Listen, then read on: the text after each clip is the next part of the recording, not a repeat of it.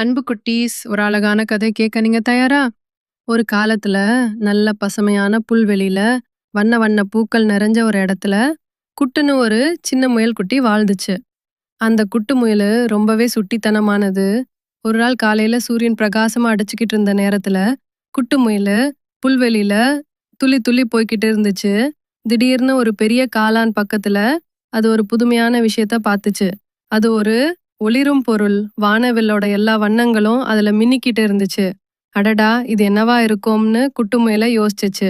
அது மெதுவா பக்கத்துல போய் தன்னோட மூக்கால அதை தொட்டு பார்த்துச்சு. அது தொடுறதுக்கு ரொம்பவே மென்மையா இருந்துச்சு.